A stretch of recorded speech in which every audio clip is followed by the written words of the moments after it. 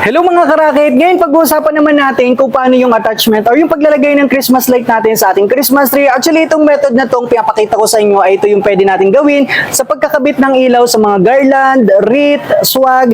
Standard naman yung attachment dyan base sa mga ginagawa ko sa aking kliyente. Kaya kung gusto nyo rin yan, ituturo ko sa inyo yan step by step kung paano nga yung paglalagay. Itong gamit ko ngayon, ito ang 6 feet nating Christmas tree. Best seller ko din to, kaya kung gusto nyo mag-avail, ayan na yung pinaka-style niya. Meron siyang needle pine at PVC at meron na rin siyang accent na pine cone. Kung gusto niyo ito, pwede kayong mag-avail dito or PM nyo lang ako kapag wala pa kayong Christmas tree at gusto niyo mag-avail sa atin. From the start, itong pinaka-dulo, ito yung end-to-end connection natin dyan. Nilalagay ko lang yan dito sa taas. Yung matitira sa baba ay mabilis nating maisasaksak sa inyong allocation ng saksakan. Okay. Iniikot ko lang yan sa bawat branches. Depende sa inyong preference kung saan tatama yung wire at yung bulb, para maikot nyo ng maayos at balansehan kapag dating natin sa baba at mas maganda yung magiging effect pag nailagay na natin sa Christmas tree. O, ganyan lang yung attachment niya na madalas po nakikita ko sa ibang video, yung mga iniikot yan pababa, yung mga paganyan lang. Depende naman yan, pero kung gusto nyo yung mga effect katulad din sa mga nakikita nyo sa tutorial natin, ganito lang yung process na ginagawa ko para balanse at mas maganda ang effect. Tapos itong Christmas light na to, ang kagandahan dito, strobe light. As you can see, may mga nag-spark. Best seller namin to. Ito yung mga nakikita natin sa mga mall na may pailan-ilan na nagbiblink. Kaya kung gusto nyo mag-avail nito, available yan dito sa ating store at pwede kayo mag-message sa amin. Kung hindi naman kayo makakabisita dito sa store, pwede naman kami magpa-ship niyan. I-PM nyo lang ako dito sa ating mga social media accounts para makapag-provide tayo and nag-ship naman po tayo nationwide. Ganyan lang yung attachment niyan. Ang kagandahan dito sa strobe light na ginagawa natin or itong madalas kong ginagamit sa mga kliyente, bukod nga sa may strobe light siya at may ilan-ilan na siyang nagbi-blink, eh meron na siyang end-to-end connection kung saan i-roroscast nyo lang yan para mas may kabit natin ng maayos yung dudugtong natin. Kung medyo malaki naman ang inyong Christmas tree, meron naman tayong pwedeng pamilian. Bukod nga dito sa 100 bulb na ginagamit natin, meron siyang available na 200 bulb. Ganyan siya yung pinaka-box niya. Meron din po tayong 300 bulb dito na LED lahat yan. Kaya maganda yung quality talaga na hindi siya basta-basta mababasag kung just in case matapakan nyo siya or mabagsak nyo ng aksidente. So maganda yung quality ito. At ang nagpa-special dito, yung mga nagbiblink dyan, nag-spark. Ang tawag po dyan ay strobe light. Marami nagko-comment sa mga videos ko na wala nga daw silang nakikita sa mga online.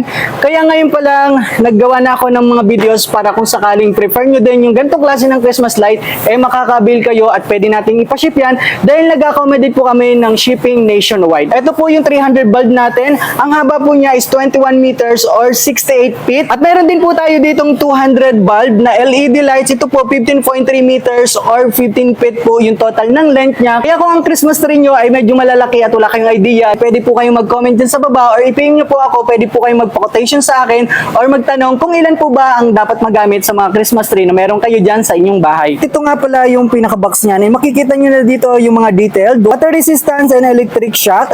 LED light stay cool after hours of operation. Less fire hazard. Okay? For safety, do not connect more than 5 set. Kaya advice ko sa inyo kapag malaki ang Christmas tree nyo like 10 feet, 15 feet, 12 feet, mas maganda gumamit na lang kayo ng 300 para mas malesen nyo yung mga connection yan dun sa end-to-end connection. At speaking of end-to-end connection, ito yung pinakadulo ng isang available ko dito and pwede natin gawin dito kung gusto nyo at kulang yung na-avail nyo or medyo maiksi yung na-avail nyo, tatanggalin nyo lang itong roscas nyan sa pinakasaksakan ng isa at ito na yung i-connect nyo dito sa dulo na ikabit natin sa Christmas tree. Kaya safe na safe to, dito pa lang sobrang heavy duty nya yan and i-roscas nyo siya dyan and huwag kayo mag-alala dahil meron naman siyang fuse. Andyan na muna puputok kung sakaling magka-problema sa inyong connection. Huwag kang mag-alala dahil meron siyang ICC. Approved po tayo dyan. Even sa mga box makikita nyo yung QR code or may mga serial number dyan kung saan na-approve po tayo ng ICC. Kaya pasado po yung quality natin. Gusto nyo mag-avail dyan,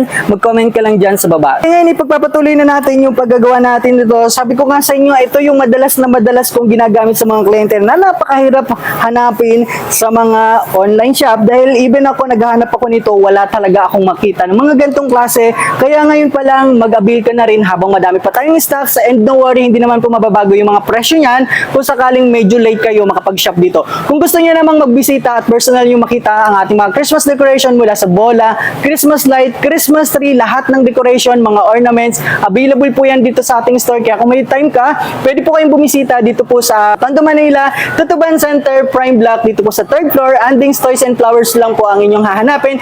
And look for Nathan Raquetero. Madalas po ako dito sa store. Pero kung hindi nyo po ako ma-encounter dito, pwede po kayong magpa-assist sa mga staff para ma-assist po kayo ng maayos. And pwede nyo din pong hanapin si Ate Nora para ituro po sa inyo kung sino yung pwede mag-assist sa inyo. Magbisita lang po kayo dito kung mayroon kayong mga hanap. At kung gusto nyo naman po online transaction, pwede po tayo magpa-ship nationwide. At mag-PM lang po kayo sa akin. Maraming salamat po. Pwede po kayong mag-follow dyan sa ating iba't ibang social media account. Meron po tayong TikTok account, Nathan Raquetero, YouTube channel ko po, Nathan Raquetero, at dito po sa Facebook, Nathan Raquetero. Kung may mga question po kayo dyan, pwede po kayo mag-comment dyan sa baba or mag-direct na mensahe na po kayo dyan para mas mabilis ko po kayo ma-replyan. Ito lang po yung simpleng attachment po, standard sa mga ginagawa ko sa aking kliyente.